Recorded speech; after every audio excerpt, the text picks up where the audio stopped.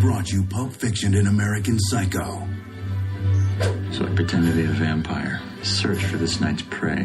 Who will it be? What are the rules of attraction? I'm gonna love this girl. She's sweet, pure, innocent. She's a virgin. Say what you want. Abstinence is 100% safe. Whatever, I don't care. I don't major in math. Do what you feel. It might be fun. You know you want it. You're drinking. Drunk. I'm drunk. Tonight's the night. Oh, who's the lucky boy? Sean Bateman. He's a dealer. Get what you deserve. Don't stop. Come on. I think it's kicking in. I did it with her because I'm in love with you. From the novel by Bret Easton Ellis. Where's my money? He's got it. You bring me my tab!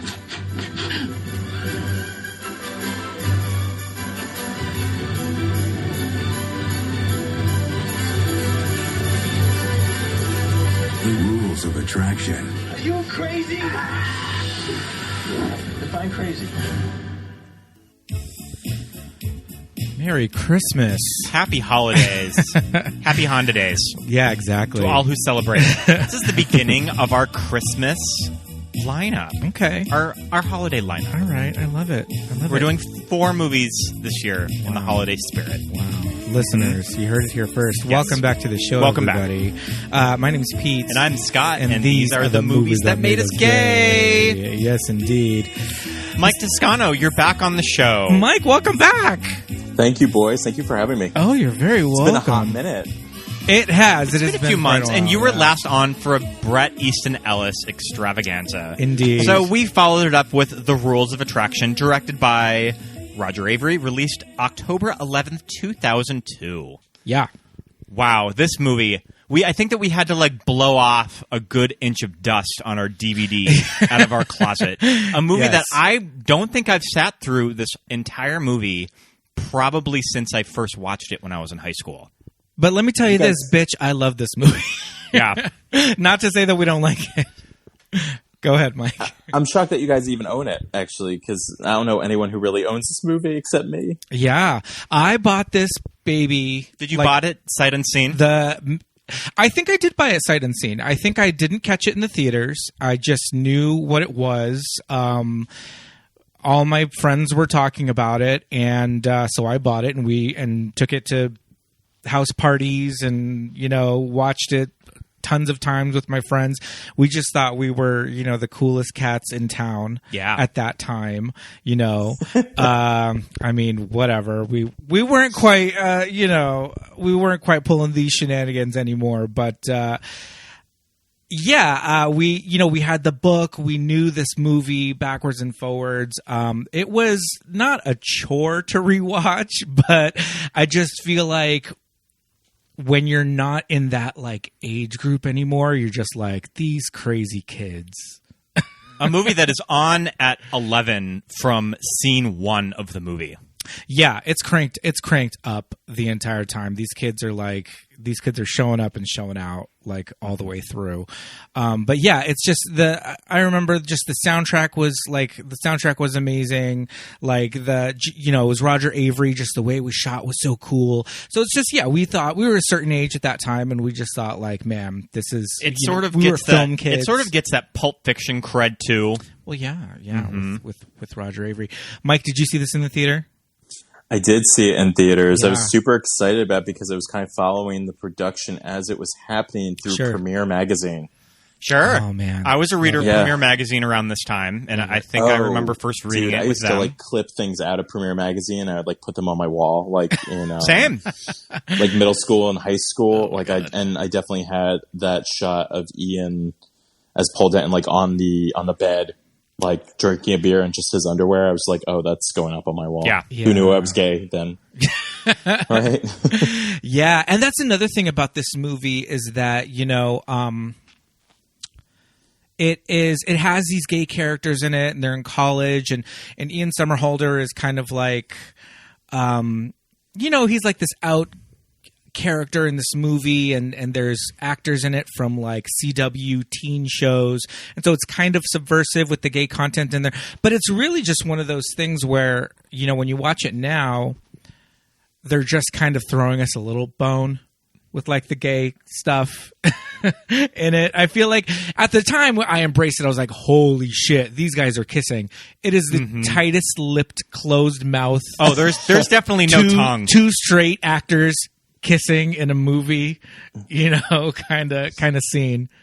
But man, we ate that shit up. Definitely not sexy. It's not sexy for me. I remember just seeing the shot of like James Van Der Beek masturbating was much sexier than that kiss, actually. But I hear you. But you have to also think of the time, though. Exactly. This was 2002. Yeah. I mean, in revisiting this movie, I was listening to this interview with James Van Der Beek, how he made a comment about like Dawson's Creek was considered controversial. Oh, shit. I was like, what? Like, it's so you can't even think that. Same thing with this movie. Like, was that a big deal? Do you remember that being like a massive big deal culturally, though? Like Gay Kiss, or were you past that? I think it was a big deal because it was James Van Der Beek, because, you know, he was on Dawson's Creek, you know. But at the same time, it was also just a dream sequence, you know. It's like he didn't really get like the straight guy. It was like all in his head kind of a thing. So, yeah, I actually hate that about that scene, exactly. Because in the book, like you actually, in the book, the way it's done, like you're not exactly sure whose fantasy it is and if it happened or not. Right. Yeah. So it's still left ambiguous, but I felt like in the movie it kind of like kept its finger on the button a little too long to make it a point that like this absolutely didn't happen. There's no attraction between Sean and Paul whatsoever. Yeah. And I kind of wanted that to be like amplified just a little bit. Yeah. Yeah, totally.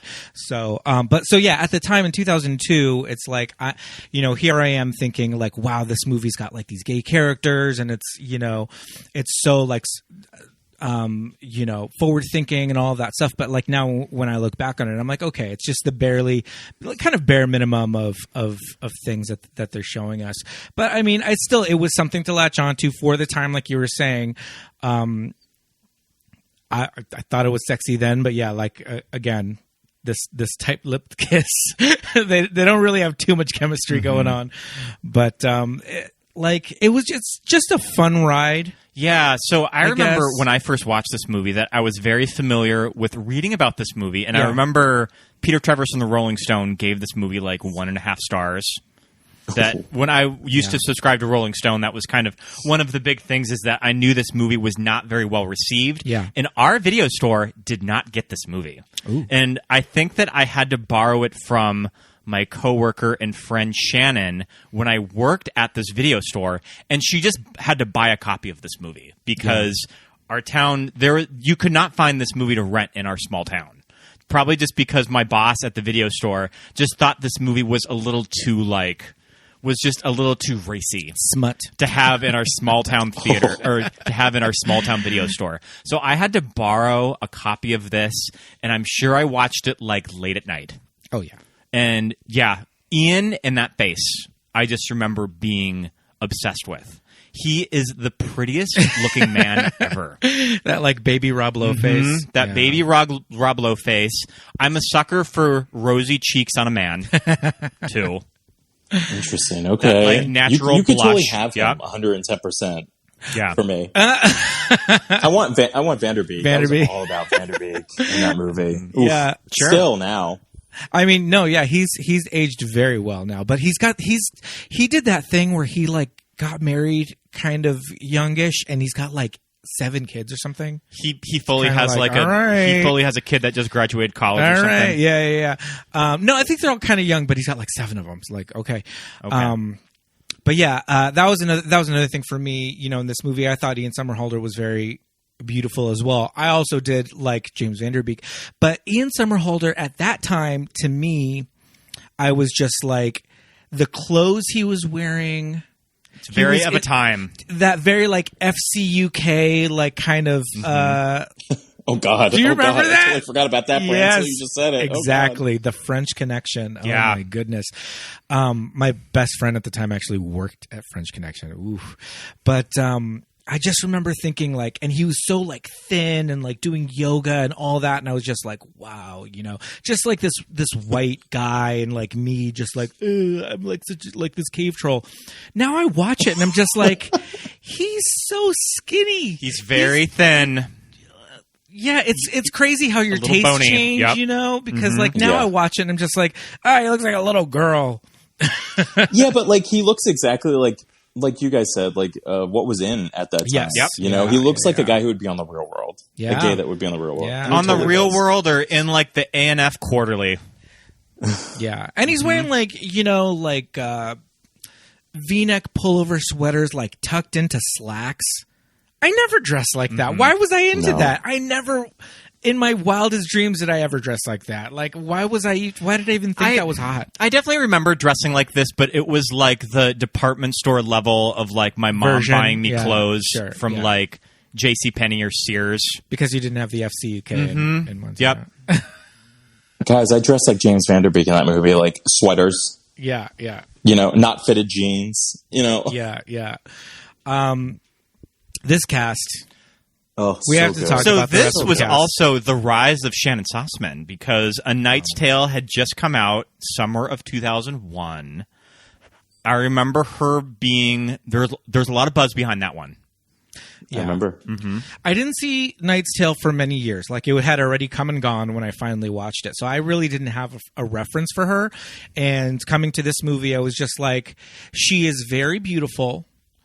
And thinking that, like, she doesn't really have too much to do, like, acting wise in it, but I just did think that she's a very beautiful girl. A lot of her scenes come off, especially now, a lot of her scenes come off as very like I don't know, almost like giggly, just like she plays her character in this way that I don't know if she's using like her beauty to like talk to these boys and men, but to me watching it now I'm just like, she just does this thing where she'll like say a sentence to them and just start laughing. Yeah, the like just know? the awkwardness. I don't Yeah. know, I really like her in the movie because she has this like realness about her character. Yeah, she you know? does. Yeah. Very, yeah. She's a completely different league than her roommate, you know, Jessica Biel as Laura. Yeah. And yeah, but I know what you're talking about. But she's also like kind of obsessed with Victor, her boyfriend. Yeah. That we learn a little bit more about later. How does on, she which describe I think is Victor? amazing. How does she describe Victor? Hold on. It's earlier in the movie, yeah, she describes him as just a little just only a little gay. Yeah. With flex blonde hair and big drama major arms or some shit. Kip she Pardue says. double feature. I mean, double feature with many just a few actors in this movie because we last did But I'm a Cheerleader with Kip Pardue and who's the other guy? Oh God. It's Ian Somerhalder's friend in this movie, Joel Michaely. Yeah. So I want to talk a little bit about Kip Pardue and this era, right? Because I feel like he kind of was very like hot up and coming actor, and he's in this. You know, he's in But I'm a Cheerleader, and you know, he's very attractive. He's great looking, and I don't know. It was kind of something where I was like, I expected him to be a little bit bigger than he ended up being. I know that with his character Victor in this movie and his whole like montage in Europe. Bought some speed from an Italian junkie who was trying to sell me a stolen bike. Smoked a lot of hash that had too much tobacco in it. Saw the Tate, saw Big Ben, ate a lot of weird English food. It rained a lot, it was expensive, and I'm jonesing, so I split for Amsterdam. The Dutch all know English, so I didn't have to speak any Dutch, which was a relief. I cruised the red light district, visit a sex show, visit a sex museum, smoke a lot of hash. I meet a Dutch TV actress and we drink absinthe at a bar called Absinthe. The museums were cool, I guess. Lots of Van Goghs and the Vermeers were intense. Wandered around, bought a lot of pastries, ate some intense waffles. Insane. Yeah. Which is, it's cool what they did, how it was executed in this movie. But I love it. I know that they tried to like expand it. Is his character in Glamorama Yeah. also? Yeah, it's more so about him. Like it's interesting because I know there's a little bit of folklore behind the footage that they shot. In Europe Right. Yeah. Yeah. that bleeds into kind of like a segue into Glamorama. Is he the lead of that book? Oh God, I'm an awful fan. I have not read that one, but he does play a big part in that. So I do want to say he is like a main lead. And is Glamorama like the Zoolander one where it's like the models are like the terrorism? Agents? Yeah. Oh my goodness! Wow, too much. Because I really read a lot about this movie when it came out because I was really into the book and I was super excited about the movie and seeing how they were going to do it. Mm-hmm. And I remember reading there's a Glitterati, it's called. Right. It's actually footage that they created to music that kind of acts as the gateway into Glamorama, which Roger Avery owns the rights for. But there was no film, I guess. Right. Mm-hmm. Yeah, there was no film. I think that there's a page on IMDb for it, and I was curious about it. I would love to see it. I don't think it'll ever be screened. I listened to a interview on the Bret Easton Ellis podcast with Roger Avery, and they talked about it, and he's only screened it for like a handful of people. And it really comes down to is like it's so mixed in with the music, like there's no way in hell it will be like released. Oh, got it. Sure. Okay. Bret Easton Ellis, who, from everything that I've read, was pretty satisfied with the movie, right? Because he said that it's the only movie of his books that he felt really nailed the tone of what he wrote. And I agree. I see exactly what he's talking about. I read the book when I was like 13. Oh my God. Oh, wow.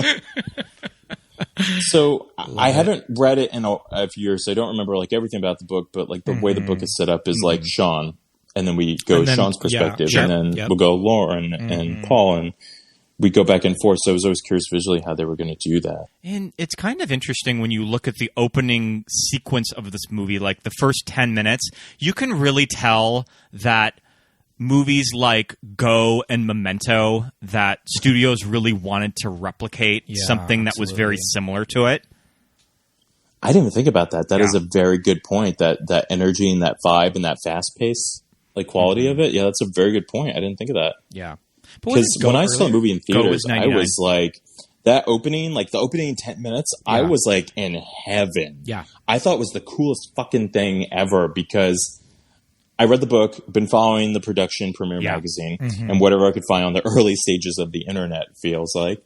And I convinced my art teacher to bring me to the movie theater to see it with my friend. And I'm like 14. Oh my God. At this time. Yeah. And she had no idea what this movie was about. Wow. That's great.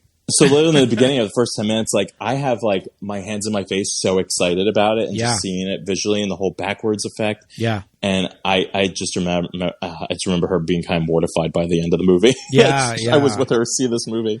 Yeah. Cause it starts, like Scott said, it starts like on 10, on 11, like that first scene is like craziness, you know, right out of the gate. Going back very, very quickly to Glamorama and Glitterati, I have this memory in my head about another movie with like models, and I feel like Bret Easton Ellis. Don't know if it actually got produced. The Informers? Are there vampires involved anywhere? Isn't that The Informers with Brandon Routh? Yeah, yes. The Informers. And Mickey Rourke and Kim Basinger, and that movie was shelved for like years. Okay. Yeah, it's okay. So I didn't make that up. No, you didn't make it up.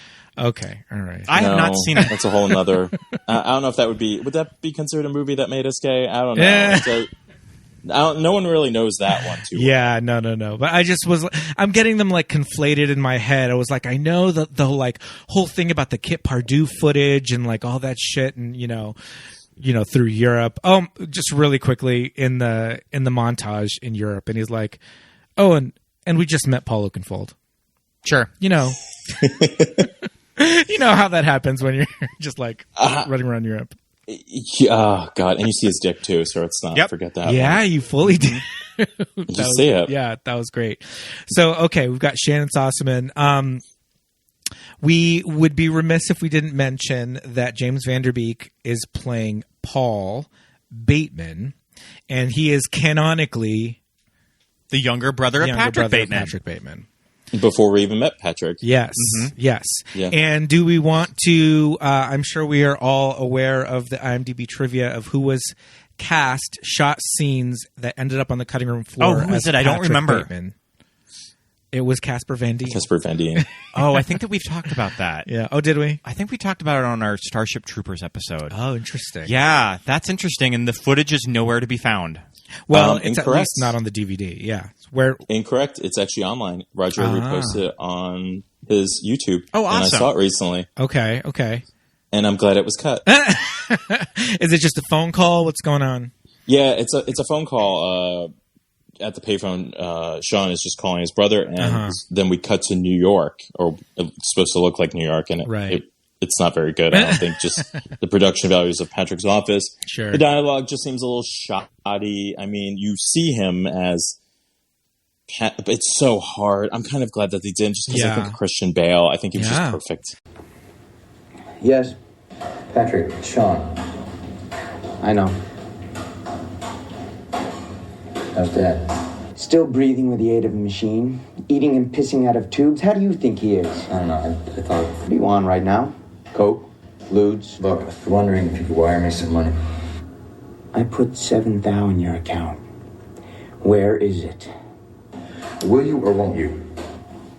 What are you gonna do? Are you gonna get a job? Because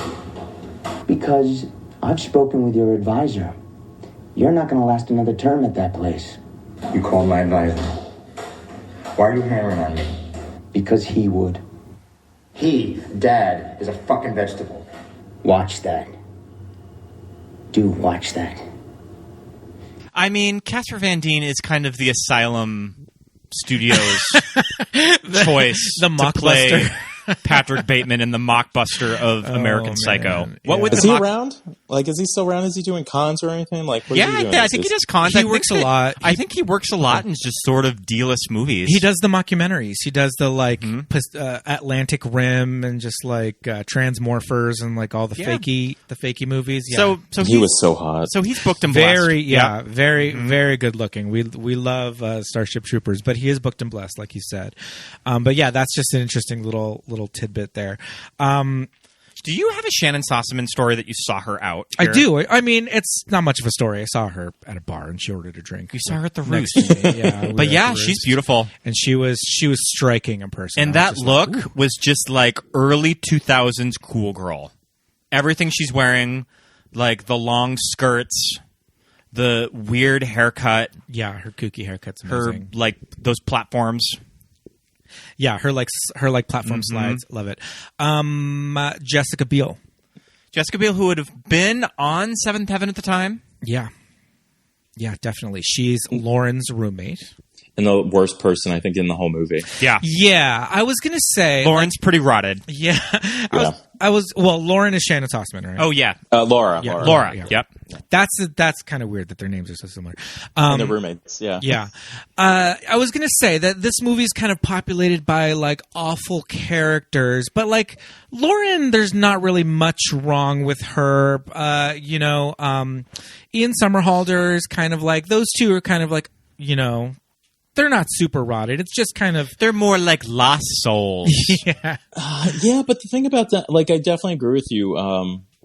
Lauren is the least rotted one of the bunch. Yeah. Out of the three. But as you kind of want to hate these people to a degree at face value, like, by the end of the movie, we do get to some degree of humanity within everybody. So it's one of those things where, like, you know that person, you hate that person, but then once you dive in just an inch into who they are, then you kind of see a different side. And I like that, especially at the ending with Paul and Sean when it's snowing out. Yeah. And they get that kind of like replay of the interactions that, that Sean just had with Lauren. Like, now Paul is having that same interaction with Sean, and it's just like, Sean doesn't get it. You'll never know me. Yeah. That's what he says to him. And Lauren said the same thing to him. So it gets heavy. It's an interesting movie because at first when I started watching it again, because it's been a few years, it definitely feels a little dated, just stylistically, because you were saying like the platform shoes. And I was like, yeah, I noticed that when she was walking down the hall in that scene.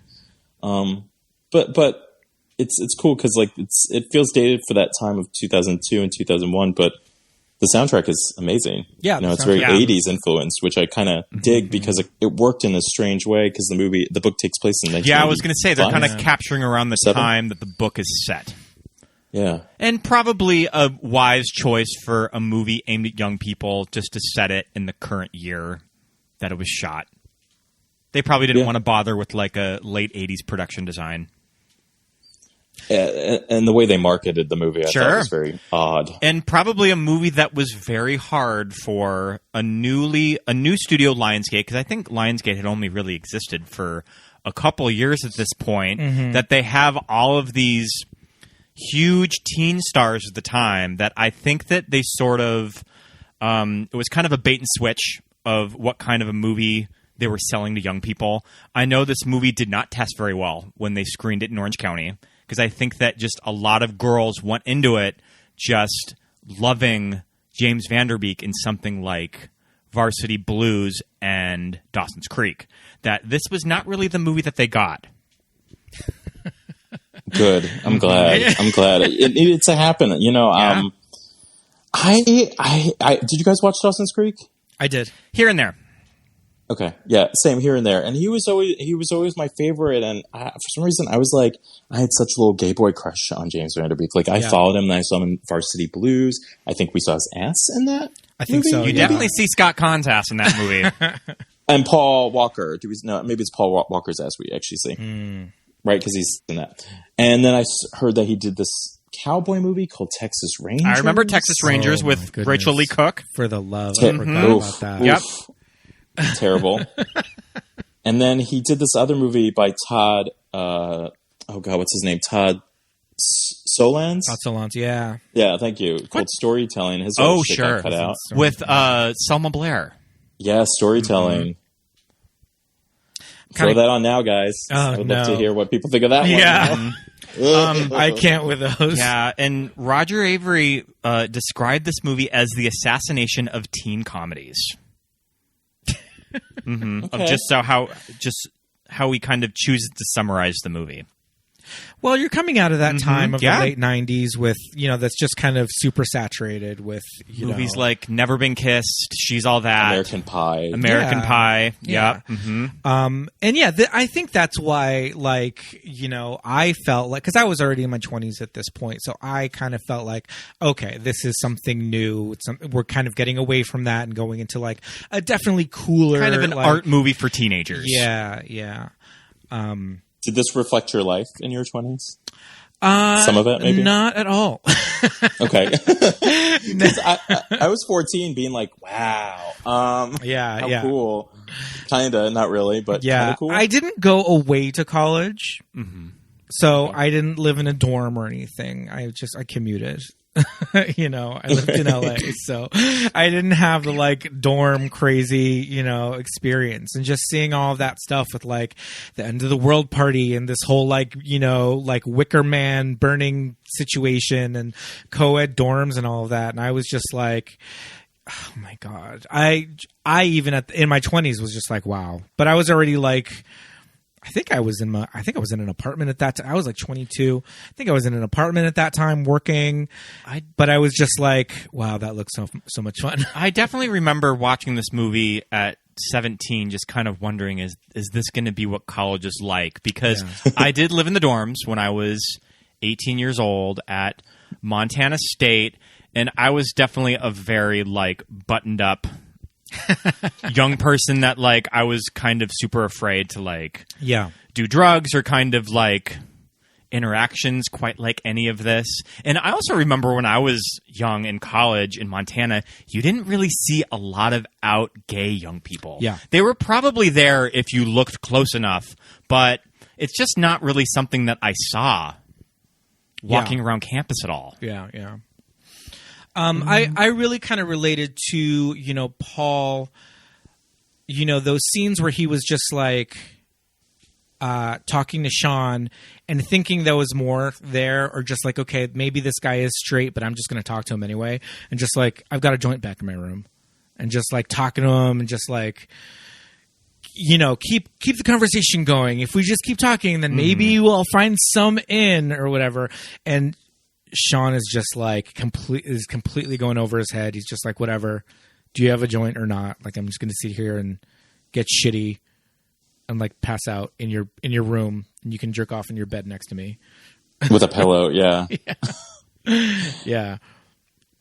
And then they watched like porn, like straight porn in Paul's room the next morning, which I thought was kind of like, why the hell? But, maybe it'd be your roommate's porn. Who the fuck knows? Yeah, yeah. I like it's a little character note of Sean that he takes something from people. Yeah, he takes a CD. He takes something from the drug dealer's house too. It's a and little, also it's a little Jerry Blank with like just stealing something from whatever room with Fred Savage. I think he takes something. A book, yeah. Mm-hmm. Oh yeah, it takes a book. Yeah, a book. He takes a book. Yeah. This Fred. movie's a lot. There's a lot in Yeah. movie where I just didn't realize how much there is. Do you guys feel like it holds up though, overall?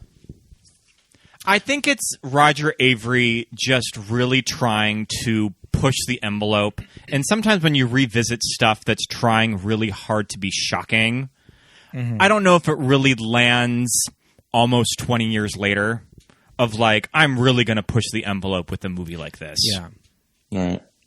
I think too, part of it though is that it is kind of over the top, and especially like the first act of the movie, it just starts, right out of the gate. And as we're watching it the other day, I'm just like, oh my god, this movie is so much. This movie's a lot. Oh my god, this is crazy. Yeah, I remember Scotty messaged me being like, this movie, it's a lot. But like, yeah. but then I'm thinking, well, when you're like 19, 20, 21 and in college and living away from your parents for the first time and experiencing all that shit, your whole life, everything is a lot. Mm-hmm. Like everything is so much, and all these parties and all, in school and class and work and everything. And like the one person that you have a crush on that doesn't even notice you, and you leave them little notes in their, in their mailbox and all that shit. Everything is like life and death for you when you're like, even when you're 21, 22 years old, Yeah. And so it's like, in that sense, it's like, okay, well, that like allotness is just there to like showcase to all of us what these kids are going through and what it's like for them. But like us as like old grandmas watching it now at home, we're just like, oh my god, these children, like, take a breath, go to class, So I don't know, maybe that's intentional to just make it like, everything's so intense when you're that young. But I mean, the dial has definitely been turned up, but also you have to keep in mind, like the movie is a year, like a full year, because yes, during the credits we go backwards. Yeah. Right. Yeah. I feel like I don't really get that the movie is a whole year watching it, too. I don't know how successful that is. Well, you kind of forget that the first scene in the movie is like the last scene in the movie. Sure. Intentional. Yeah. Definitely. That has definitely intentional. Yeah, yeah. So, but I think you're right, though. I think it is at least, a semester, at school. Yeah, because there's even like little nods. Like, remember there's a scene where when Sean is trying to commit suicide and he punches the pumpkin that's sitting on his roommates. Yeah. And I was like, oh, it's Halloween now. Yeah, so, like, even those little touches. That Halloween scene, they got all of those extras from Ron Jeremy. Too. The topless girls? They got all of the naked ladies from Ron Jeremy just because they needed to populate all of these extras with women that were willing to get naked. And so they just went through the adult film industry. And they had... Can we have a gay version of this? Oh my god! Have a gay version of that? Mm-hmm. Let's scare the shit out of straight people. Oh my god. Just dicks all over the place eating popcorn. That was one thing we're watching it. I'm going, really? Were the college parties with just girls' titties out? Like, I don't know. I want to say yes. Again, sure, I yes. didn't live on campus, so I had friends that lived in the co-ed wing of the dorms in Roski at MSU. It did have a reputation of getting crazy, but not Jessica Biel like wandering down the hallways and fucking with a bottle team. of Jack and fucking the football team. Dreams. Yeah. Yeah. Goals. Life goals. I have to say, the amount of Jack Daniels that these students drank directly from the bottle, these swigs that they were taking. Oh my goodness. Yeah, whenever I would see that, I'd be like, iced tea. Yeah, exactly. You can put down a fucking racehorse with the amount of whiskey that these characters supposedly were drinking. And no reaction after drinking it too. Because like I don't know anyone who could not react or like flinch after having at like, least just like a chug of Jack. Yeah. I mean, we're just supposed to think that they're either so drunk already or just such alcoholics that it doesn't even affect them. Okay, I think we've gone through our major cast. I had completely forgotten until this rewatch about the cafeteria girl. Yeah. Oh, okay. The cafeteria girl. Yeah, that scene's harsh. Like, oh my goodness. In the bathtub. I remember watching that in theaters, being like, okay, yeah, we're still going. It feels like forever, and every time I hear that Harry Nilsson song "Without You," I actually think of that scene. Yeah, I had completely forgotten, and how long they hold on it, and all of that, and oh boy, yeah, that was crazy. But it is such a big part of kind of like Sean's. Sure, because Sean assumes that it is the notes are coming from Lauren. The notes are coming from Lauren. Yeah, and Sean is just like so oblivious that he doesn't really notice this girl who's featured in numerous scenes. I think every major party that actress is there somewhere. Yeah, and every shot I do like because after. When we see Lauren on the skateboard and she's crying, it flashes back to the specific shots that she's in, and you're like, oh shit, she's been in this movie and multiple times without us really noticing. But one thing they didn't cut to is that scene where Sean is fucking Laura and he's thinking about Lauren. Yeah. And he looks up at the photograph of her. She's with the cafeteria girl. Yeah. Yep. So I'm like, I kind of thought that was interesting. Like, why didn't they play up that a little bit more? Kind of like, I wonder pull if us in to make us realize that she was friends with her. I wonder if that's a cut scene of the movie, of possibly. just their friendship. Yeah, possibly. Yeah, that's heavy. It adds just like another dimension of like emotional weight to that scene. Yeah, I feel like especially when she discovers her in the bathtub. Oh my god, yeah, because she's already going through it, and then she goes in there and sees that. It's like, oh, holy shit. We should talk a little bit, just briefly, about Kate Bosworth. Yeah, I mean, you can really tell that this movie was probably shot prior to the release of a movie like Blue Crush, because I mean, Blue Crush is sort of what our big introduction to her. Yeah, I know that movie has a big following with lesbians. Oh, they love it. The lesbian surfer movie. Oh, they love Blue Crush. Really? Yeah, I guess that makes sense. Yes, indeed. But yeah, I remember. She was a big deal, and she was all over the marketing of this movie. Yeah. And I think that if you probably time her scream, time her screen time, that's like a weird time. Her screen time. Yeah. She's in maybe a minute of this movie. Yeah, maybe 3 minutes. But this kind of brings up the idea of these characters being, unreliable narrators, right? Yeah. Because in the first time we see her, it's Sean, and he walks in, he tears up the notes, he looks across the room, he sees her, and he goes off and he fucks her.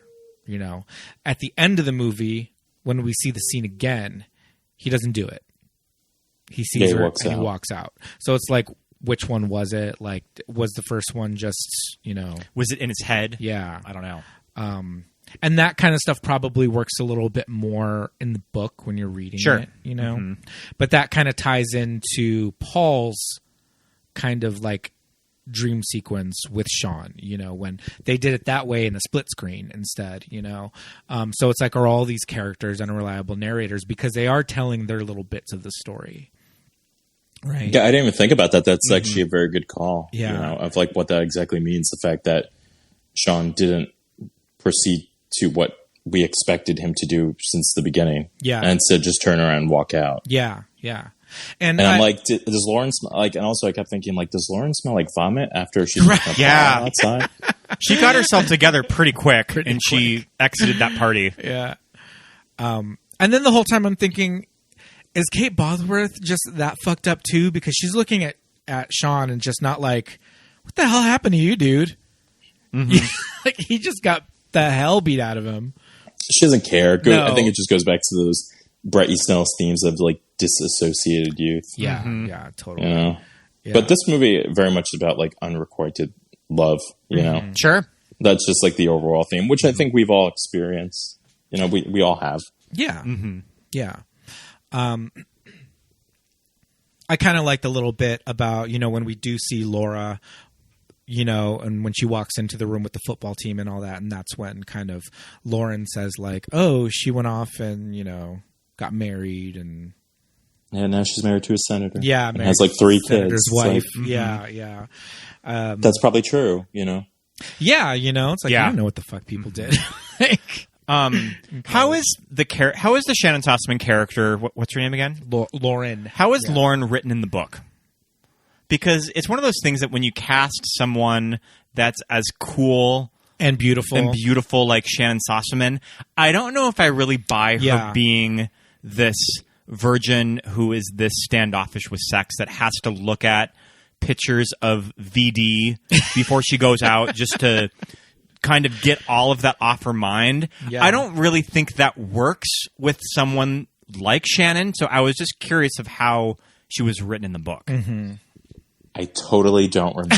Okay, that's fair. I don't think she was as like virginal. Yeah. As they tried to paint her out to be. So I definitely think they took like probably the most liberties when it comes to her character. Because I remember, like, I do remember some details where like she definitely wasn't innocent. Yeah. But also, Sean was a little bisexual. And also, in the movie, it is referred to Paul as being a little bisexual. Mm-hmm. But when we meet him, he's full-on gay. Yeah. Like, we can't even picture that happening. Well, aren't we supposed to kind of infer that Paul and Lauren dated? Yeah, that's what I mean. Yeah. Like, it's just... Sure. Yeah. So, and I agree with you, Scott. I feel like... You know, Lauren in this movie, like you said, maybe not like square or prudish or anything, but just that she is very kind of like holding onto her virginity and all of that. But she does, when you cast Shannon Tosman, she is like strikingly beautiful and she's dressed very, very cool, you know, and I don't know, I don't know, in another movie they would have dressed her down a little bit or something. So yeah, I just kind of think it was a little, I guess they're not going for the on the nose choice of who you think this girl is. So. Yeah. I do like her scenes with Laura, with Mrs. Timberlake, Jessica Biel. Yeah. I like her scenes with Jessica Biel. I especially like when they're getting ready for the party and that Blondie song is playing in the background. Like Sunday Girl. This fucking soundtrack, I'm telling you, like it was just that thing where I was like. Yeah. Okay. Well, now I'm gonna fucking put on Sunday Girl when I'm getting ready to go out. I remember you introducing me to that Mila song, "The Gentleman Who Fell." The Gentleman Who Fell. Jovovich song. Mm-hmm. Yes. I think that you even showed me the clip of her on Conan singing. Well, that song is older than this movie. That song is from like 93. That song's from like 93 or 94, and she performs it on Conan O'Brien. I gotta find that because I've never seen that. I would love to see that. And it's like because I thought it was a good song, and it's like hippy dippy. Yeah. Mila from the early 90s too. It's like straight out of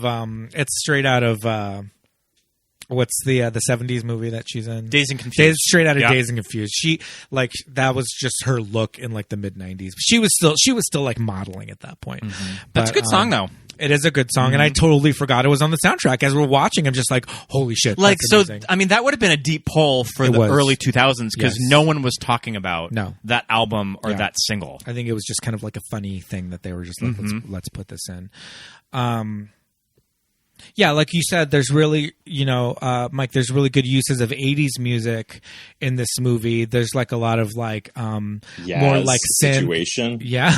Oof. That's a great fucking song. Yeah. All that Faith by shit. George Michael. But yeah, Faith. I mean, we should probably talk about that scene of the movie. I was waiting for you with guys our girl Faye. I think that Dunaway. Is wild. They got Faye Dunaway for this movie. That's crazy.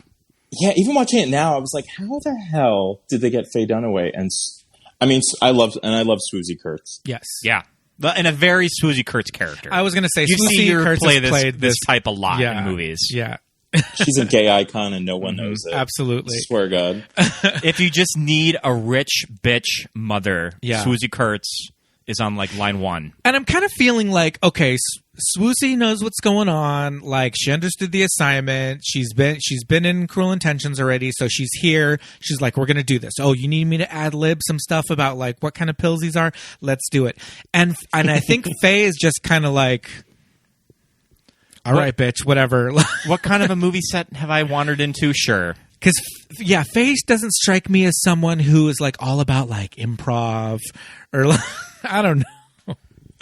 I mean, what we know about her. Exactly. Yeah. Exactly. I think she's well used for like the brief amount of screen time that she has in this movie. Yeah, though. she does a good job. Yeah, like she's memorable.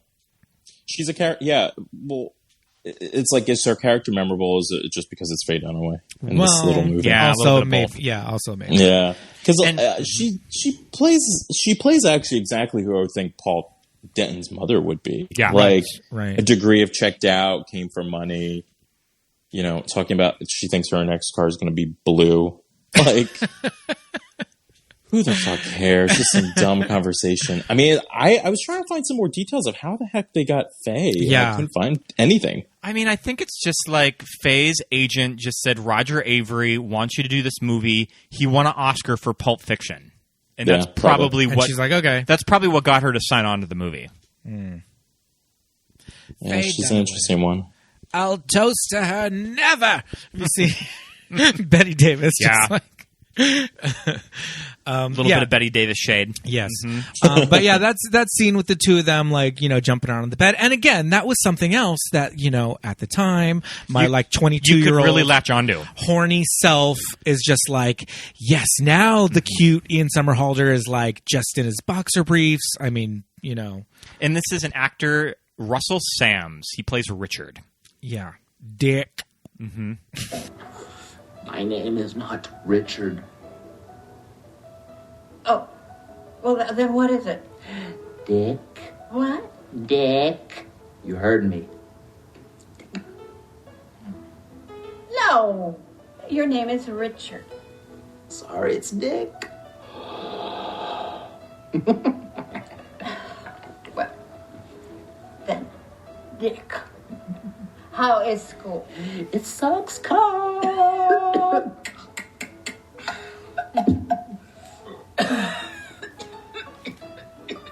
Yeah, it does. And what classes are you taking, Dick? Gangbang 101, freebase tutorial, and oral sex workshop. That scene at the table was cut into probably every single trailer and TV spot of the movie, too. Yeah. He stole the scene. Yeah. But what I was going to say is, you know, that scene is something that, like, you know, my horny early 20s, like, burgeoning gay self is like, yes. You just had to latch onto something it. in a movie I can latch onto. But then all they're doing is they're just dancing, They're jumping just on the lip bed. syncing. Well, because, like... they don't do anything. Richard comes in and makes a comment about getting fucked up and perhaps getting fucked and taking a shower together. Yeah. And then it cuts to the mothers, basically. And then it cuts back to them dancing to George Michael's Faith. I remember, like, the audience lost their shit. They, like, thought it was the funniest thing. Yes. They howled. And now watching it now, I'm a little bit like, yeah, I guess it's funny. It's a cock tease. Yeah. You know, yeah. It's simplistic. It's a good laugh at first. You know, I can see it playing well in a movie theater. But yeah, when you were sitting back, I'm just like, yeah, he was talking about like, yeah, showering and all that stuff. And they don't even like Put those two guys in the shower together. Yeah. They could have done that in the shower. I would, yeah, for real. Yeah. I mean, that whole scene, if I remember correctly, like, that was just something that was like improvised, right? Yeah, totally improvised and was just thrown together, and it worked. It does work. I think it does work. But watching now, I'm a little bit like, I think that Ian said on the commentary that they were doing sides for that other actor, and he just asked him to stick around, and that's how they got all of the George Michael lip syncing stuff. Yeah, but it's like, and if they didn't come up with that on the day, that is kind of one of the more like I don't know, not memorable scenes, but it was like a big, you know, kind of like not. It was used in every trailer. Yeah, you know, there was that shot of Ian jumping on the bed. Like, it was a flashy moment, and yeah. it worked. It's fun. I'm not mad about it. Yeah, but I'm which makes me think, like, what did they have in the original script instead of using that? Right, because it does work so well cutting against the two mothers at the bar, and just like with the pills and getting all fucked. Yeah, fucked up. What is this? So who cares? Whatever. All that stuff is really funny and great. It might have just been that, but it does work so well cutting back and forth between the two. So. Those scenes were shot at the Langham in Pasadena. At the Langham in Pasadena is a big, fabulous, beautiful hotel. It used to be the Ritz-Carlton, and it's like just a mile down the road from us. Yeah. So we can go sit at that bar and reenact. Whenever you see a ritzy, whenever you see a ritzy scene at a hotel, it is probably the Langham. Yeah, it's very bougie and it's very close to us, but we don't live in the nice part of town. I wish that there were more scenes with Paul's gay friends, because I think those moments in the movie are really funny. With Jay Baruchel and Joel, that I kind of think it's really funny and very true to life that you're mentioning, Pete, that if you were out in like the early 2000s in college, I guess that you would just have to be friends with the other out gay kids, regardless of like how cool they were. That you just, or if you liked them even. Yeah, or if you even liked them, that you just sort of had to latch onto them because they were all that you had for like a social outlet if you wanted to talk to other gay guys.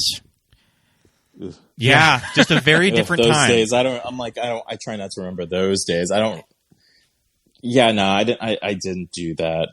I mean, but obviously he doesn't give a shit about them because he doesn't really talk about them in the rest of the movie. And also he comes in and is like, Harry OD'd. Like, and it's just like, oh, typical. Oh God, yeah. Trying to get ready for a party. Yeah. I mean, I kind of had that experience in that when I did go to college and I was like, okay, fuck this. I'm gonna be gay. And then it's like, I found like the other kids and I was like, you sounded like Cher when you said that. I'm gonna be gay. Be gay, y'all. Shut up, stupid. But I have to hang out with you. But yeah, and I went to, and I found them and I was like, no, this isn't going to work. No, Mama. Yeah, no, not for me, Mama. And I just ended up hanging out with like, my other dumb straight friends that I'm still friends with to this very day. But, we all had our good times, even without, I didn't drag my gay friends along to the gay bars for quite a few years, but they eventually went with me because they're real friends. But I feel like if I had hung out with the gay kids in college, I don't know, they weren't my vibe. Like, we didn't listen to the same music. We didn't listen to, like, I don't know. It wouldn't, yeah. Times. You got such a different time. You got our straight friends to talk about movies like Rules of Attraction with you, though. Yes, I mean, they all loved this movie. Yeah. Like, they were all about it because we were cool. That's why. We actually were cool. But yeah, those scenes are really cute. And when they do get to the hospital and drop him off, or attempt to drop him off in the hospital. Did you notice who the ER doctor was? Well, oh God, I forgot his name. Yeah, oh my God, who is he again? It's Paul Williams. And Pete was like, is this Paul Williams or Bud Cort? I thought it was Bud Cort from Harold and Maude. And who's also in But I'm a Cheerleader. He plays Natasha Lyonne's father in But I'm a Cheerleader. Oh yeah. And I thought it was him. Totally see where you like think that was my entire life, because he's a short guy, he's of shorter stature gentleman, and he's got those like kind of big eyes, like because Paul Williams has a very specific look. If you go and look at him in the 70s on the Muppet Show, he's a very funny looking dude. Right? I mean, bless the 1970s where somebody like Paul Williams could be a sex symbol. Totally. I mean, when I think of Paul Williams, I think Phantom of the Paradise. Phantom of the Paradise, yeah. That's who I think of. We need to get to Phantom of the Paradise. Listeners, if you're not familiar with Paul Williams, he was a very prolific singer-songwriter in the 70s. He wrote The Rainbow Connection. Connection. He worked a lot with the Muppets. He played the piano. He was a talk show, like he did the rounds on talk shows when, like, in the 70s, you could kind of make a career move out of, like, the talk show circuit. Yeah. He did that. And he's like 5'3". He was a little chunky. He had like long blonde hair. He looked like Cousin Oliver from the Brady Bunch. And he wore like big, thick, like square glasses. I mean, but I don't think I'm talking out of school here. I'm not being out of pocket when I say he's not like a classically handsome movie star looking guy, right? But he was a huge superstar and kind of, like you said, a sex symbol in this movie, Phantom of the Paradise. There's like, I mean, was he like the chicks falling? Was all he over like him. the Lin-Manuel Miranda of the 70s? Miranda of the 70s? Maybe. But and he kind of he didn't fall out of favor. He just kind of fell into obscurity in the 80s and 90s. And he plays this very small but memorable role in this movie. Very funny, to these kids. He's just like talking shit to these boys. But I did think that it was Bud Cort from Harold and Maude. Makes sense. They my look entire alike. life, I thought it was Bud Cort. And we're watching it going, and look, there's Bud Cort. He's in this movie too. And we looked it up and we're like, that is Paul Williams. How do you like that? How do you like that? Friggin' 20 years later. So, but yeah, those scenes with Paul and his little friends, we don't really see much of them the rest of the movie. There's a little bit of them at the party. Yeah. Oh, his one friend is wearing the T-shirt with the I heart, and there's like a cat on it. So I'm assuming it's like I heart pussy, like graphic T-shirt, but it's like I totally like didn't pick up on that super one, gay but- friend. Yeah, but I mean, do you remember though in like the early to mid 2000s, like the golden age of the graphic tee? Yeah, you could get them all. You could get them all at the sacred grounds of Hot Topic. I think I had a few. The graphic tee with like a slogan like that was like, oh my goodness. Ian's T-shirt of masturbation is not a crime. Yeah, all that shit. Okay, yeah. Oh gosh, that's a good point. I didn't even realize that part of that movie, of that side fashion sense of the movie. I'm surprised there was no like shell necklaces. Yeah. I mean, thank God. Yeah, maybe the townie that's violating Lauren is wearing them to kind of just show the level of bad taste. Or the closeted one who Paul kisses is going to be probably him. Yeah. The townie that is violating Lauren, I don't know, this is going to be obscure. This one's going to be for the peanut gallery, but he is played by an actor named Chasen Hampton. He was on the Disney Channel Mickey Mouse Club MMC from the deep pull early 90s. Yep. It's a very deep pull. But my Kids Incorporated MMC fan listeners might get a kick out of that. I did not realize that was Chasen from the MMC and the Mickey Mouse Club MMC spin-off pop band The Party. Listeners, the party scene in the Blossom Goes to Disneyland episode. Yes, Blossom Goes to Disneyland. They run into the party backstage. Listeners, if you have any idea what I'm talking about, please at me. Please do it. Do a YouTube search of The Party and the Mickey Mouse Club. I'm okay. Yeah, no, you don't have to. It goes right along. It's hand in hand with that Kids Incorporated scene. So that's what came to your mind when you saw him like raping pretty much and throwing up all over Lauren. I was like, holy shit, it's Chase. Oh my God, how did I not know this? I mean, well, that's another thing. It's like he was coming off of, it was like 15 years prior because it was the early 90s, but he's coming off of like the Mickey Mouse Club, and he was working on that show with like Kerry Russell and like JC from Christina Aguilera. Well, he was before them. They were like the little kids on the show. Okay, he was of the era with Kerry Russell and JC from NSYNC, Backstreet Boys. NSYNC. Yeah. NSYNC, yeah. Yeah. So sorry, tangent. I do know that we have some people that are about Kids Inc. and MMC. This is for them. So we can move on from Chase. But I want to talk a little bit about the like drug caper subplot. Yeah, it's the part of the movie that I'm the least interested in. That when it's the scenes with the drug dealer, I kind of checked out a little bit for those scenes that I was the least interested in them. How did you feel about all of that? I was interested. I interested. I wasn't checked in. I thought they were pretty entertaining. Us meeting Rupert. Yeah. Right? Is his name Rupert? And I forgot what the other guy's name who's holding the magazine. It was like cum guzzling horse or something. Yeah. Like, I was pretty entertained by it. It felt probably the most Pulp Fiction-esque scene in the whole film. It definitely I does. like that Rupert's character lives in this really nice house. And I was listening to the commentary that the art director just said it was their idea that this character just inherited this house from his grandmother. So he lives in this really nice house in this fancy neighborhood. And it happens. It happens. Yeah. Actually, my brother's friend Kevin, he lives in his grandmother's house, I think. I love that. This actor, Clifton Collins Jr., was in Capote. Yeah. Wow. Okay. Yeah, he was in Capote. He's like the main guy that he's Perry Smith in Capote. that did the He's in Star Trek, Traffic. Yeah, you see him a lot. He's kind of just like a big character actor.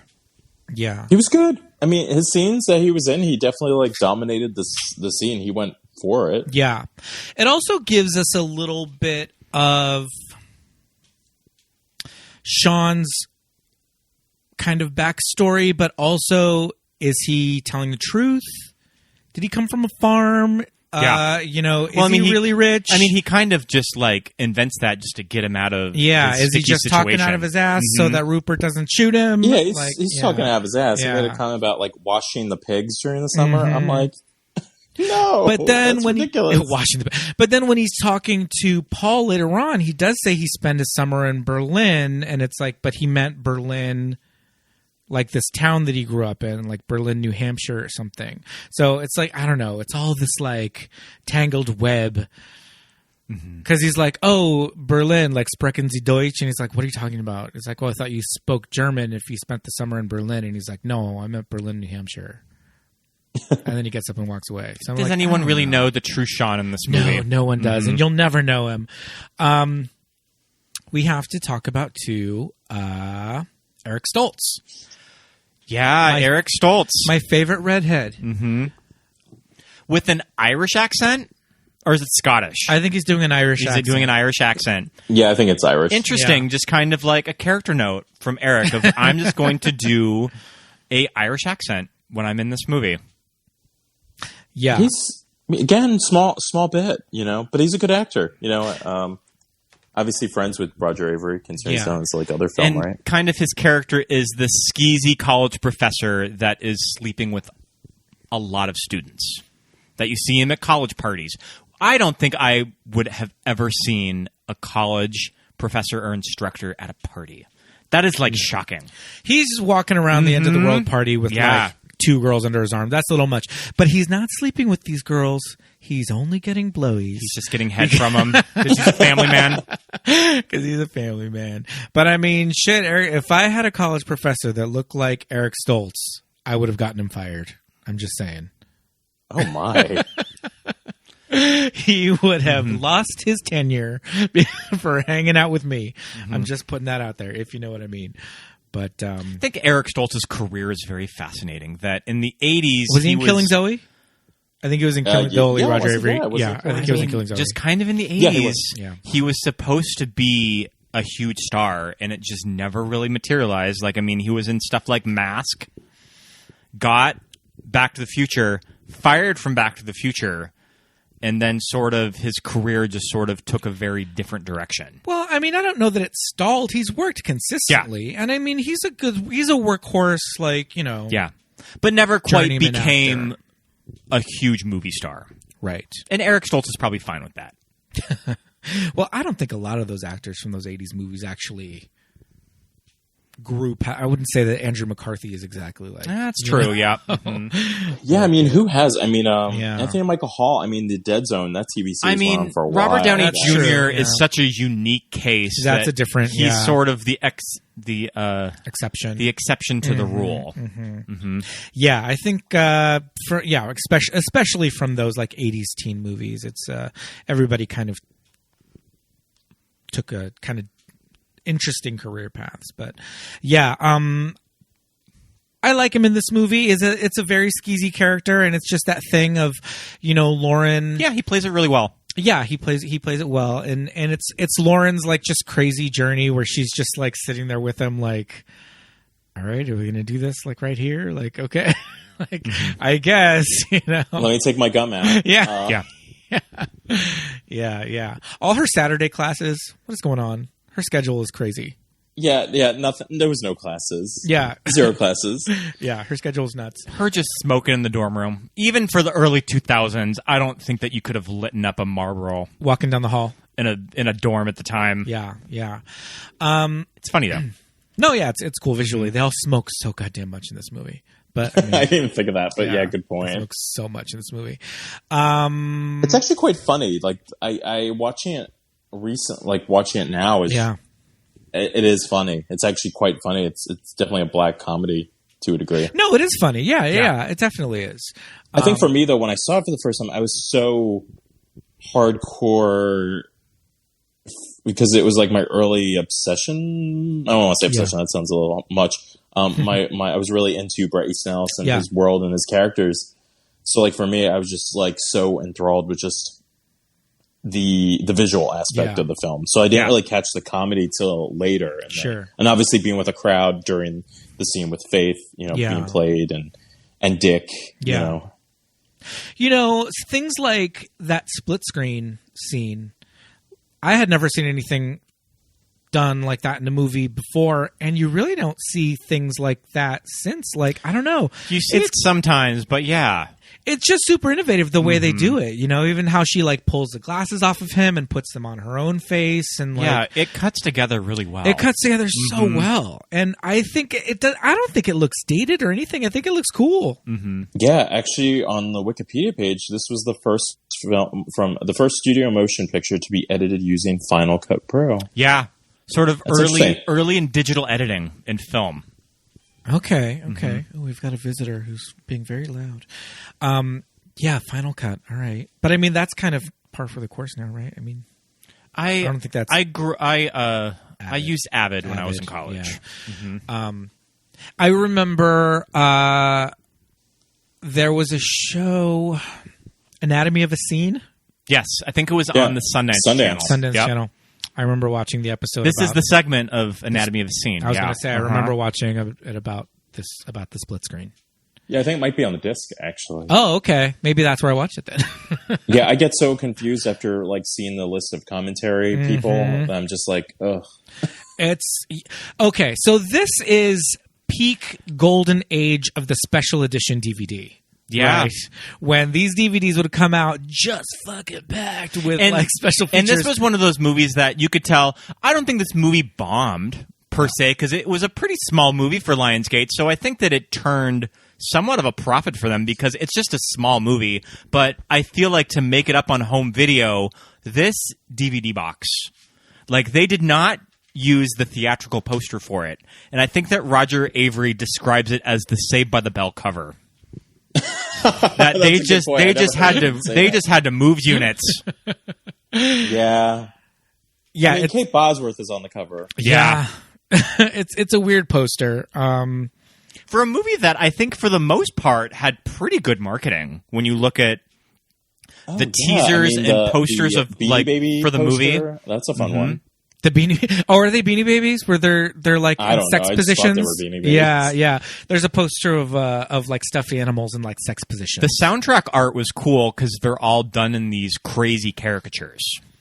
Yeah, I really like that one where it's like their faces are kind of like float, like morphing into it. Yeah, that one's really fun. But I mean, the DVD cover, the DVD character is wild. It's just all of these actors in random scenes of the movie. It's kind of I mean, it looks like Saturday morning cartoon Saved by the Bell by the way of Bret Easton Ellis. Like you would just imagine like all the little color blocks and everything just kind of like rocking back and forth, like on screen. Can you imagine like just picking up being like, oh, that's got all these people in it. Oh, Bret Easton Ellis. That's that guy who did American Psycho and Pulp Fiction. Oh, cool. Yeah. And then watching that. James Vanderbeek, I love him in Varsity Blues. Seventh Heaven and Dawson's Creek. Kate Bosworth and Ian were on Young Americans together. Do you remember Young Americans from the WB in 2000? I have no memory. I remember it, and I don't think it even lasted a season. So they had worked together prior. I don't think they have any scenes in the movie together. Okay, so we're going to talk a little bit about this. It's not even a special edition DVD. It's just the DVD of this movie. Like I said, the early mid 2000s, golden age of the special edition DVD. They were coming out with like multiple discs with all these crazy things on them. The special features on this DVD include 5, count them, 5, and in quotes it says revolving door commentary tracks by the casting the crew. shit's all edited together. Yeah, they're just interviews probably that they just like splice in. I feel like Ian Somerhalder and the kid from the Faith scene, Russell Sams.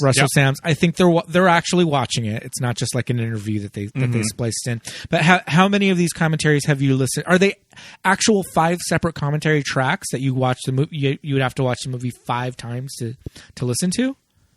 I never even bothered. Gosh. I started listening to one. I was just like, I don't They're a need. mess. I know this movie pretty well. Sure. Like, what are they going to tell me? yeah, they're not going to tell me anything really. Like, except like I was a little turned off a little bit with Ian talking about kissing James Van Der Beek. How he was like, ugh, just because like the scratchiness of the scruff. And, sure, it was a different time. I'm like, whatever. I don't want to hear about this. Oh, what is this bonus commentary by, in all caps, a mystery guest? So bad. Who is the mystery guest, Michael?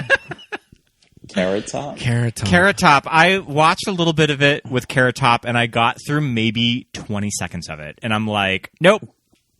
Does anyone like Carrot Top? I don't know anybody who does. And I don't even think then, like now it's like he's kind of, with like the roids and like all that stuff. But there was a time, he's doing roids now? Well, this is pre-bodybuilder Carrot Top, I think.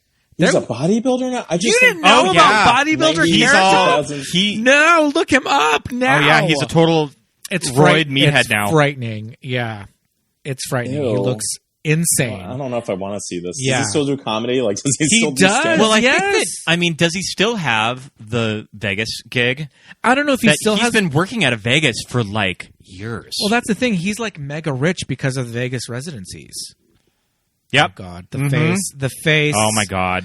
Yeah. Yo, guys, no. I mean, he has nothing to do with this movie. No. It was supposed to be Bret Easton Ellis. Bret Easton Ellis actually recorded a commentary on his podcast. He mentioned in one episode. He was fucked up. Oh, my God. Like, probably just coming off of partied, like a Coke bender. Partied, drinking. Yeah. And recorded this commentary. And I would love to hear it. Oh, yeah. And it totally probably got deleted. Like, right after sure. he walked out. Yeah. We have to start the hashtag release the Bret Easton Ellis commentary. So they're missing a commentary, so they just out of their we ass got Carrot pull Top out instead. Carrot That's Top. what we got. He's in the building. Bring him in. So he's never seen the movie. And he does a cold commentary, right? He's never seen the movie. Never seen it. What, Bret Easton Ellis? No, Carrot Top. Oh, he doesn't? I didn't. No, I think it's who it was. I think it's completely cold. I think I think it's completely cold. He's never watched the movie. He just sits down and he's just like, okay, I'm going to do this. And I think I feel like my friends and I may have tried once, like after, a night out. A night of drinking to try to sit down and watch it. And then we just put on Wet Hot American Summer instead. Some of the copy on this DVD, sex, drugs, and rock and roll.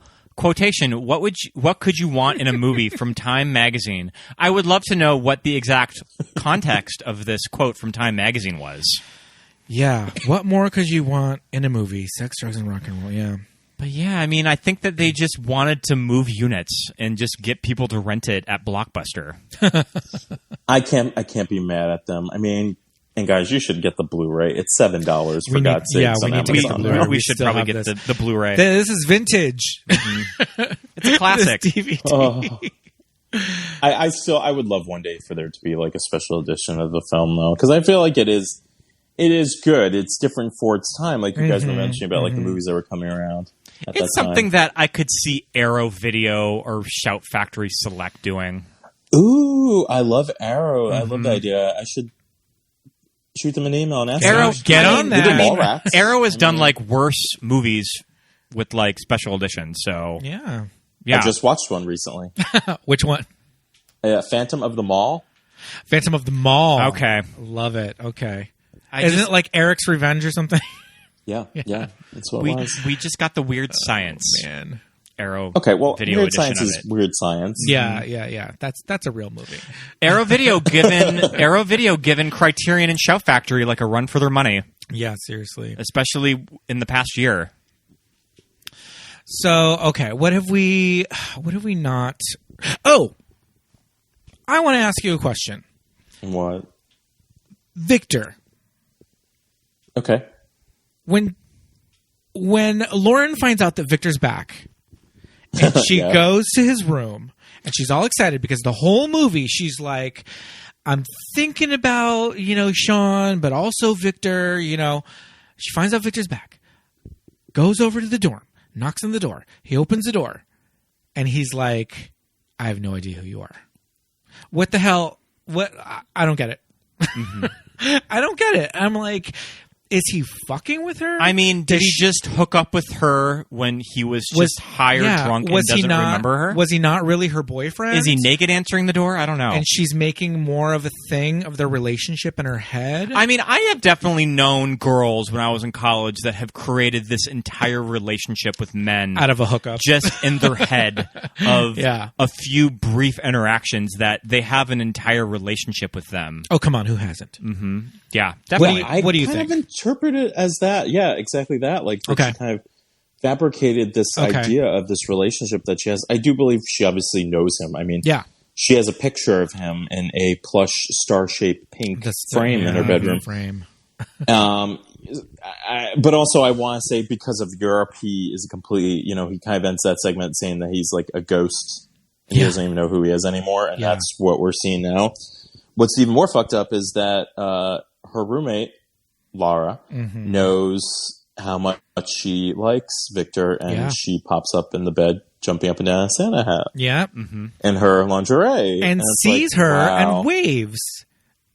Yeah. What? And sees her when she sees Lauren in the door and waves at her. So She's such a bitch. Yeah, That's such a bitch thing to it's such a bitch And move. also, when she shuts the door, isn't there something written on his that's board a of joke. the test results came back? Get negative or something like that. Yeah. They say the tests were positive. Be careful. Yeah. Yeah. But I think that's just a joke. But yeah, I was always like, I'm not really sure how we're supposed to take it. But yeah, I guess that does make the most sense. That maybe it was like a hookup or something, and that she was just like, well, he's my boyfriend now. And he's just like, I have no fucking clue who you are, nor do I care. The mindset of being in your early 20s, I guess, right? Yeah. I mean, think about yourselves, guys. I'm thinking about me right now. I'm just like, oh God, the shit I thought about or shit that mattered that in reality just doesn't fucking matter. Yeah, Mm-hmm. yeah. And the time lusting after like the straight guy, like that type of thing. Yeah. It's interesting because I think that probably a lot of the criticisms with people with this movie was that it was too vapid and empty. Yeah. But I guess that is the point of the movie. Welcome to the world of Bret Easton Ellis. Yeah, and that's the thing. I think a lot of, on the surface, I think a lot of reviews kind of come off as, like I was saying before, like all three of our leads, all three of our main characters, Sean, Paul, and Lauren are like horrible, rotted people. But then actually, like when we were thinking about it more, we're like, well, they're not really. Like Sean kind of is the most, but I don't know. He's not that horrible. He's just kind of self-centered. They're more just sort of lost. Yeah. So Which, to a degree, we all are. Yeah. I mean, not sound all like existential and all But, that stuff, yeah. but like, in that day and age, I'm sure like I know I've done some horrible things that I'm not proud of, in my early 20s, but obviously you grow and you learn. Yeah, they are kind of self-absorbed, but, again, they're kids in their 20s who are all together having sex with each other, doing all these drugs in a college setting. So, yeah, exactly. Yeah. I'm thinking like a 21-year-old, I don't trust a 21-year-old as far as I can throw him, So it's like, of course they're going to be completely, self-absorbed. And that's what I was saying before, like when everything comes off so big and dramatic, when you're that age, that's how everything feels, so it's like, I think it's just kind of illustrating that, like, feeling that emphasis on just like tonight's the night, Where do we think these characters are in 2021? Be curious to ask all of these actors where they think that they are now. Yeah. I don't know. I have no idea. Yeah. Where they be. Do you think because like you were saying in the book that Sean's character is like explicitly bisexual. Yes, I remember that being a part. Not explicitly, but yes, he is. But do you think that there's a fluidity? Okay. Do you think that that trait is there in the movie, Sean, or it's just and they just didn't touch on it, or it's just not there at all in this character? Yeah, I don't think it's really there. I mean, it's not there enough for me. Yeah, because I remember even seeing it, just being like, I don't know why Paul is getting these. What he thinks are signs, and I'm not even getting them. You know, like, I'm just not buying into it enough. Where I do think that there could be something more, but I do. There is like a line that Paul says about Sean that I really enjoy, and I think about it like now, and I've used it in real life, just about like that he likes Sean because he looks swell, slutty. Like the boy's been around, like he doesn't know if he's Jewish or not. I think he says or something like that. And I just thought that was a really funny line because sometimes I will see boys out and I'll be like, "Yeah, you look a little slutty." I know it's so judgmental of me, but you know what I mean. Totally, yeah, absolutely. Yeah, I love that. And yeah, like you were saying, like maybe the scenes of the two of them kissing, which is supposed to be, I mean, not shocking by any means, but you know, for 2002, you didn't see that in a lot of high school or college movies. Two boys going to town. Maybe. I mean, I was reading about even Dawson's Creek, how like there's controversy about them like even being in the same bed and the topics that they were talking about. I'm like, wow, that's so different. And now. Dawson's Creek had Keira Smith's character was gay, but it was the most toned down that they could get for a WB show of having an out gay character. Yeah, I mean, he was gay in the way that like Matt on Melrose Place was gay. Yeah. Like, very altruistic. But, you know, okay, so there's those scenes that they're giving to us and maybe they're like, you know, kind of shocking or whatever at the time. But now when we watch them, we're like, well, obviously this is two very straight, very young actors, you know, going at it. So they're not as hot to us anymore. But yeah, like James Van Der Beek like jerking off on the bed and just like also like fucking these girls. You're like, okay, James Van Der Beek. Because that's the other thing. All the sex scenes in this movie, like when Sean is like, they're all done in the single camera. These like extreme point of views. I almost kind of wonder if that is because, and I mentioned this when we were watching it, that, you can really tell James Van Der Beek was not on set a lot.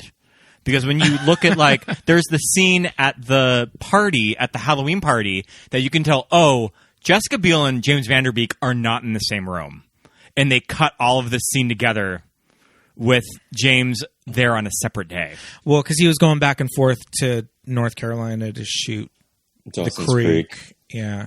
So they may have had to do that. But I think also the sex scenes, they were trying to make them look as like, I don't know, like grotesque or whatever. Because there's just like these close-ups just sort of just that camera faces. That camera POV of them facing each other. Yeah, it's in your face, but also like the ridiculousness. I remember just seeing there's a shot where like when he's having sex with Laura and just his face, and he's like, I think he's on shrooms or something. Yeah. Like he makes a comment about, and I'm just like, wow, you look ridiculous. But maybe that was the point of him looking ridiculous. Yeah, I think so. Yeah, that's when he's on shrooms because Laura tells him those are grown in shit. Right. Yeah. And that's the thing about Sean too, is that like he doesn't remember having sex like and not being fucked up.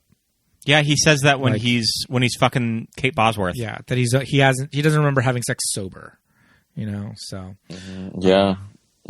I mean, I would imagine that teenage girl sitting in some days like that too. Teenage girl sitting in that test screening in Orange County when he says when he was fingering her and it wasn't wet. I would imagine that their jaws probably dropped to the ground. Yeah. Not for the faint of heart. Yeah, this movie is not for those girls though, which I find so weird, especially when it comes to test screenings around that time.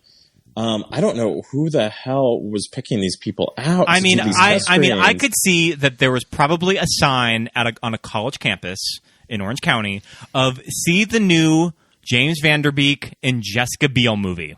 probably their names in gigantic type of what time to show up and see their new teen college comedy. Yeah. That's probably what it was. But just to let you know, you're going to see a girl being raped and thrown up on the first 5 minutes of this movie, and also a suicide. Yeah. Oh my goodness. Yeah, that's rough. I mean, but it's obvious, though, based on even the cast, like, even us just going through the list of amazing people that are in this movie, like, this was definitely the big movie for people that were trying to break out of that CW mold that they were in. And I think they did a good job. I think Van Der Beek did a really, really good job. And even watching it now, I thought he did well. You know, he really was trying to smash that idea of Dawson Leary. Yeah, absolutely. I mean, you even get a little cameo from Fred Savage. Yeah, in his underwear, shooting up in between his toes. Oh, oof. I didn't know that was. It took me until when I was revisiting it this afternoon with the commentary. I didn't know that was Fred Savage. Yeah, I clocked that one back in 2002. But yeah, it's just that thing when it's these actors kind of trying to break out of these molds that they're in, and then just like doing these like quote unquote shocking things, like shooting up on camera and all this stuff, and they're not the like teen actors anymore, but. Yeah, I mean, I think it holds up in some ways. It's a little dated in some ways, but it's like, that's okay too. But it was definitely an interesting rewatch because I don't think any of us, the three of us had watched this in a long time. Yeah, it's been a few years since I've watched it. Yeah, definitely. And I did find something I liked on Letterboxd because once in a while I'll poke through some of the reviews and just see like who I agree with. And someone made this point that I'd like to read to you guys. Yeah. One of the things that strikes me about watching this in 2019 versus 2002 is how much more sympathetic I am towards the group of depraved 18-year-old emotionally detached nihilists. At least they're making mistakes and fucking up on their own terms. Succeed or fail, these characters are closer to adulthood than many 20 to 30-year-olds now who live at home and talking about adulting on Instagram. Imagine that movie. I was like, ooh. Yeah. But he does play a good point, though. Yeah, sure. About who they are, because I think that's the big criticism about like Bret Easton Ellis' work and also the adaptions is that a lot of people just kind of throw the characters away of just being emotionally detached, and it's like, do we see people like that in real life? Yeah. Yeah, we kind of do. So, but we don't really acknowledge that. And a lot of his work takes place in California. I mean, the book didn't take place in California. Massachusetts or upstate New York is this one, but I think that it still definitely has that tone. Camden University, so I kind of take it that it might be Camden in New Jersey. In New Jersey? I don't know. I don't think it matters. Yeah, don't no. Camden, a liberal arts school on the East Coast of the United States. Yeah, it's just all it says. Yeah. Shot in California, though. Yeah, I was going to say like that definitely looked like a California college. Yeah, a lot of fake snow, digital snow. Yeah. I forgot about the snowflake that lands on Sean's face that turns into a deer. I love it. I do. It actually is a really cool image. Yeah, but I had completely forgotten about that scene. We're watching it and I'm just like, oh, look at that. That was really cool. What's the line that Ian says to... What's the line that Ian says to James? I don't remember. At the very end of the movie? Oh, I don't remember. When they're having their final conversation. Yeah. Yeah, that's the I just want to know you conversation. Right, is that the line you're talking about? Is that the one you're talking about? I think so, yeah. I just want to know you, just want to know who you are. No one will ever know anyone. Is what he says. Yeah. Yeah, I like that it ends on Paul and Lauren. They don't really interact much throughout the movie. At all, really, I don't think. I feel like there was more cut because I remember seeing a publicity still of Paul and Lauren. I think she was holding a dildo, or he was holding a dildo, and I was like, I don't remember this. Yeah, you probably get more of their past in the deleted scenes of the movie, which I would have liked to have seen. Yeah, I wish there was more deleted stuff on the disc. I was shocked to see the Patrick Bateman scene online because I guess that's been posted for a few years now. I was like, what? I mean, I would have liked to have seen a cut of this movie where Roger Avery could really let the movie breathe a little bit, that he wasn't probably adhering to what Lionsgate wanted too. I'm trying to remember because Roger Avery has been on a few podcasts with Bret, and I want to say they kind of left him alone. Sure. Okay. Because I know in the unrated version, like there's the unrated version of the film, like the only thing that's different is literally a second of the blade going down her wrist. Yeah, like that's the only thing that was cut. Because I think, and maybe a scene with the vomit. Yeah, because I think that when this was originally submitted to the MPAA, it did come back NC-17. And I guess, I mean, get rid of vomit in a blade. Look at that. My DVD's rated. Throw this in the fireplace. What? I gotta get the unrated version. Is mine unrated? Damn I don't know it. if mine's rated. I mean, that's the only... mine's unrated. That's the only... Oh, wow. Yeah, mine doesn't I have remember that. working at the video store in the specific rated and unrated versions that you would get. Those days. Yeah. What a time. I remember that too. Stupid. So stupid. Well, we're going to have to pick up that Blu-ray and watch the extra 2 seconds of unrated footage. For $7.88 Yeah, plus free shipping. Yeah, I think it's worth it, though. Stocking stuffer. I mean, this movie, just on the eternal naughty list from Santa, because it is a Christmas movie. That's why I wanted to do it for our Christmas lineup, because I do think that the holiday scenes in it are memorable. And I think that it's just sort of a screenwritery thing to set a movie this fucked up and dark around the holiday times, because it's an interesting contrast. Like I said, I think it still holds up for the most part. I think the only dated things about it are maybe the wardrobe, but I agree. Yeah, I don't think it's that hard to find if people want to go out and rent it. I think it's on HBO Max right now. Oh, is it on HBO Max right now? Oh, sweet. Oh, nice. That's cool. Yeah, I definitely give the recommendation for people to give it another shot. Yeah, because I think it is worth the time, and I didn't realize the movie's almost 2 hours long. It's an hour and 15 minutes. I was just looking at that. It hasn't become too buried that it is. You can track it down. Yeah, but it's 110 minutes, so it's closing in on 2 hours, which I was surprised at. But it doesn't feel long. Feel like it. No, yeah, I agree. It's well paced, and it definitely has that, like we were saying, kind of some Pulp Fiction vibes. A little bit of Memento with the fractured kind of timeline, but it doesn't feel derivative of any of those movies. It doesn't feel like it's trying to be especially a movie like Go, with how the structure of a movie like Go, how it's, I think this is it's done a lot more successful of the tone. You know how listeners will know how I feel about Go. See our Go episode. wait. I have listened to, but I don't remember. I love Go. I don't know. I have the vinyl. I think it's a great soundtrack, fun movie. Yeah, I think it's. Pete gets a little uppity with the John August dialogue. I think it's laid on a little thick. Yeah, but okay. I can see that. Yeah, but I think this is a little more Christmas successful. movie. It is a Christmas movie. Yeah, that's true. But another Christmas movie is also Less Than Zero. Oh shit! Still have not seen Less Than Zero. You're not missing much. I think that's what you said on our American Psycho episode. Yeah, that's the least successful Bret Easton Ellis adaptation, right? It's probably the one that Bret Easton Ellis doesn't like the most too.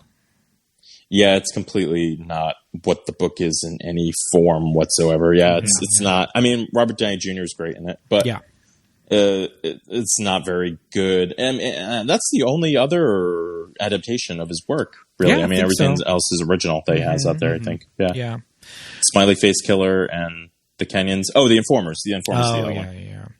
Oh my goodness. Well, do we have any last things we want to add before we wrap it up? I think the last thing that I'm going to add is I think Bret Easton Ellis is getting a lump of coal from Santa. For a movie and a book like The Rules of Attraction. It's just too naughty. Yep. Oh man, Mike, this was a lot of fun. Ditto. Yeah. It's been a minute. Are there any sort of holiday movies that you always watch in December? I want to ask all of our guests for our Christmas series that they always return to. Silent Night, Deadly Night. Yeah. Okay.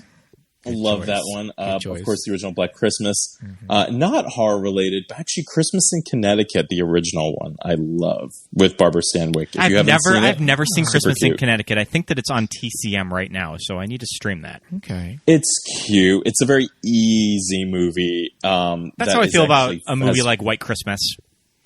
I don't. No, I actually don't like White Christmas. I prefer Holiday Inn over White Christmas, actually. Oh, but yeah, this was a long time in between our episodes, but we'll definitely have you on again for something in the future because this was a lot of fun as always. You always pick the dark, crazy movies, which I love.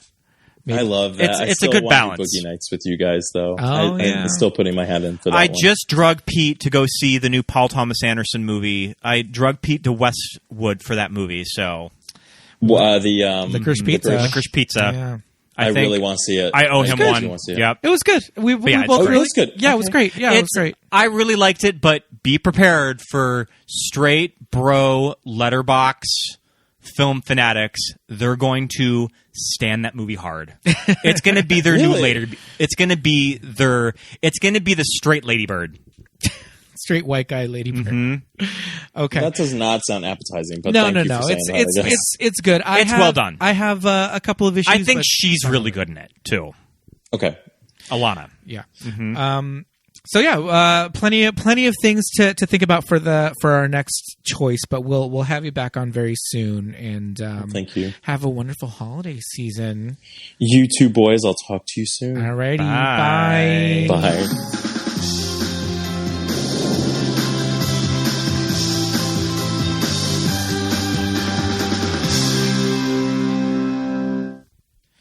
And thank you so much for listening, everybody.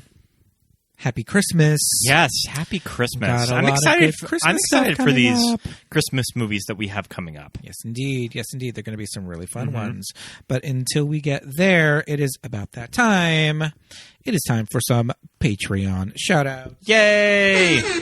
Love Patreon shout-outs. Yes, we would love to say hello. Hello to Alberto, Esperanza, Nicole, Susan, Barry, JJ, Amy, Leighton, Shelby, Michael, Charlie, Paul, Jamie, Drew, Jimmy, Genevieve, Dawn, Josh, Emma, Melly, Aaron, Melinda, Jim, Jessica, Nick, and Shannon, Christine, and Rufino.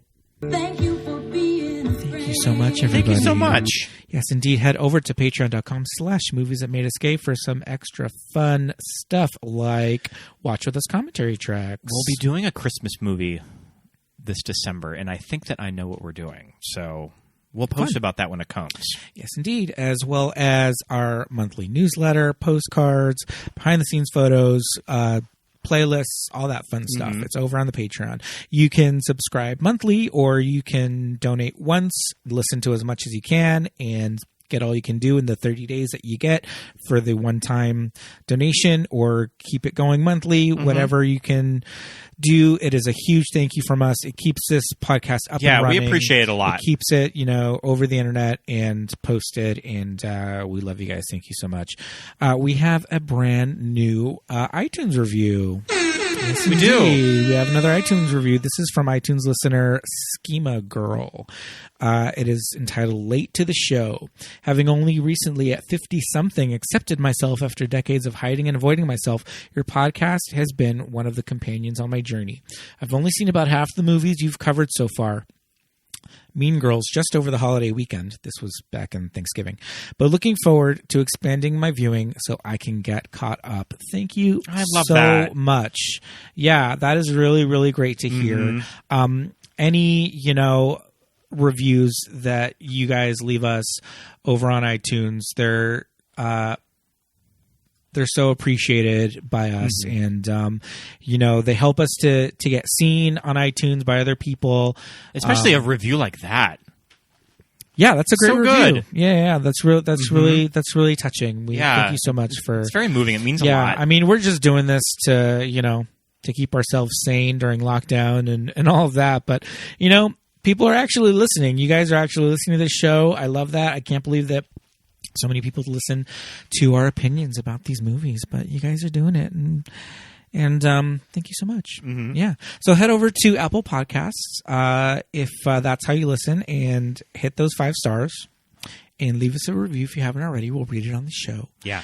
And it helps us so much. You could also like and subscribe, all that stuff. You can also like us on any and all social media platforms such as Instagram and Facebook. We are at Movies That Made Us Gay. And on Twitter, MTMUG Pod. Yes, indeed. You can follow us individually if you like. My name is Pete. I am on Instagram and Twitter at Peter Lasagna. I am Scott Youngballer on Instagram, and follow my Letterbox. I've been really into posting to Letterbox lately. Yes, indeed. Lots of fun stuff out there. Lots of content from the both of us. So thanks again for listening, everybody. Until next week, have a happy December and an even better holiday season. We'll see you soon.